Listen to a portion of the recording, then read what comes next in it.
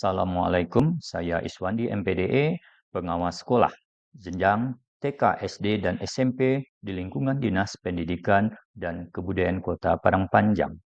Dalam video ini, saya ingin berbagi praktik baik dalam mendampingi guru-guru TK di gugus ceria dalam menyusun rencana pembelajaran mendalam dengan kabar senyum. Kementerian Pendidikan Dasar dan Menengah telah menegaskan pentingnya pembelajaran mendalam, sebuah pendekatan yang tidak hanya menekankan kepada hasil, tapi juga pada proses berpikir. Pembelajaran mendalam dalam rangka mempersiapkan siswa menghadapi tantangan. Siswa perlu mengembangkan 6C, kolaborasi, kreativitas, berpikir kritis, komunikasi, kewargaan, dan karakter. Pembelajaran mendalam juga dalam mendukung visi Indonesia Emas 2045 dan kunci keberhasilannya dimulai pada kualitas pendidikan sejak usia dini. Sebagai pengawas, saya mendapat amanah dari Kepala Dinas Pendidikan untuk mendampingi 12 sekolah di Kota Padang Panjang.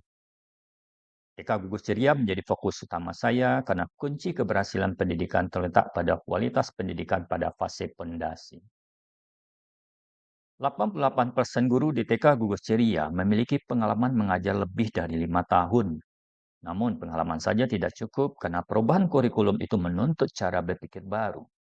Dari hasil verifikasi perencanaan pembelajaran berdiferensiasi tahun 2023-2024, dan menurut pengamatan dan laporan kepala sekolah, hampir 50% guru belum mampu menyusun modul ajar berdiferensiasi.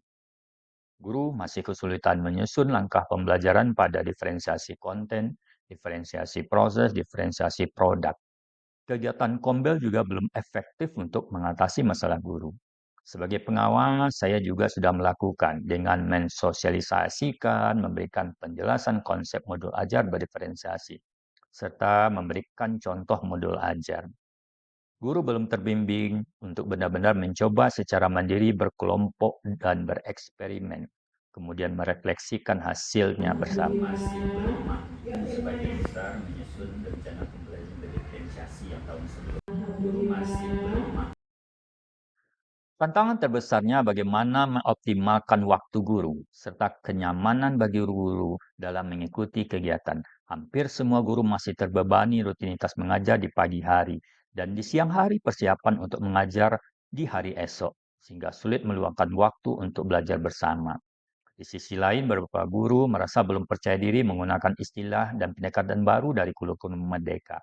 Guru-guru butuh suasana hati yang enjoy untuk belajar sepanjang hayat, serta mendapatkan penguatan dari pengawas dan kepala sekolah. Proses pendampingan sejatinya bukan hanya sekedar pelatihan formal, tetapi ruang dialog dan berdiskusi. Guru merasa aman untuk mencoba dan berbagi, serta pendampingan yang berkelanjutan. Kondisi inilah yang mendorong lahirnya ide saya melakukan pendampingan guru-guru di TK Gugus Ceria dengan kabar senyum, identifikasi, berdayakan, bimbing, bedah bersama, dan refleksi dengan smart, menyenangkan, dan humanis.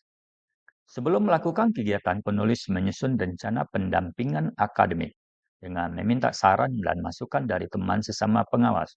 Ada saran dari salah seorang teman untuk melakukan refleksi setelah kegiatan sebagai dasar untuk perbaikan pendampingan berikutnya. Setelah itu, baru dilakukan pendampingan secara bertahap, mulai dari sosialisasi kegiatan, mengidentifikasi guru-guru lulusan pendidikan guru penggerak, kemudian mengidentifikasi konsep materi pada pendidikan guru penggerak sebagai referensi tambahan. Dalam sosialisasi juga disepakati jadwal kegiatan diseminasi, membagi materi diseminasi per guru penggerak, kemudian dilanjutkan dengan bimbingan individu untuk guru-guru yang akan mendiseminasikan materi. Bimbingan individu ini untuk mengetahui pemahaman guru akan materi dan persiapan bahan presentasi. Dengan bimbingan individu ini membuat guru lebih paham sehingga menimbulkan rasa percaya diri. Bimbingan klasikal juga dilakukan saat diseminasi. Penulis memberikan pengarahan sebelum kegiatan dimulai. Guru yang mendiseminasikan pun lebih percaya diri. Dari pengamatan, guru lebih bersemangat untuk mengikuti. Saya tidak hanya memberikan arahan, tapi juga mendengarkan, menanyakan alasan di balik keputusan guru. dan membantu mereka menemukan solusinya sendiri. Di akhir kegiatan, penulis sebagai pengawas melakukan penguatan.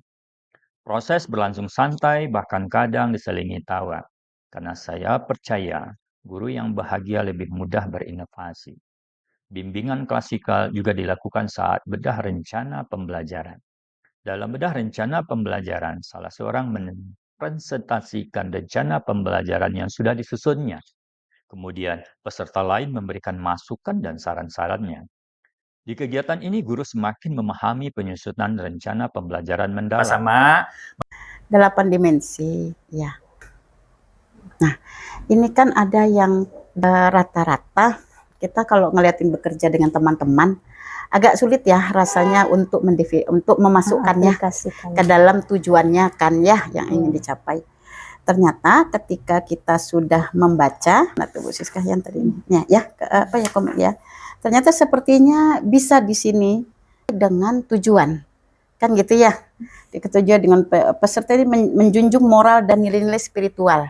Itu masuk kepada sila pertama Pancasila, percaya kepada Tuhan yang.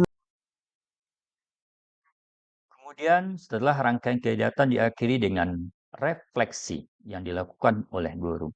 Dari hasil refleksi, lebih dari 90% guru sudah memahami konsep pembelajaran mendalam. Dan lebih dari 80% guru mampu menyusun rencana pembelajaran mendalam. Semua guru merefleksikan dirinya dengan senang mengikuti kegiatan. Dengan memberdayakan guru penggerak, guru merasa dimuliakan dan bimbingan sesuai kebutuhan guru akan membantu peningkatan kompetensi guru. Pendampingan bukan hanya sekadar tugas administrasi. Ini adalah perjalanan batin antar guru dan pengawas. Saya belajar banyak dari semangat para guru-guru TK Gugus Ceria tentang ketulusan, keinginan, terus belajar, penuh semangat dalam keterbatasan. Bagi saya sebagai pengawas ke depannya akan mengoptimalkan pendampingan bagi guru-guru saya di SD Gugus Mawar, di jenjang SMP, dan akan berbagi praktik baik ini dalam komunitas pengawas. Assalamualaikum warahmatullahi wabarakatuh. Perkenalkan, nama saya Adriani SPD. Saya Kepala TK Kartika 112 Kota Padang Panjang.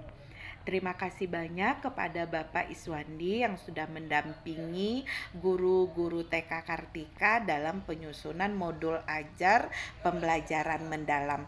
Pendampingan yang dilakukan secara berkelanjutan sehingga kompetensi dari guru-guru TK Kartika semakin meningkat.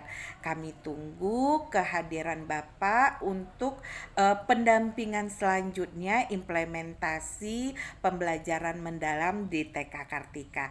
Terima kasih banyak Pak Iswandi, salam dan sukses selalu.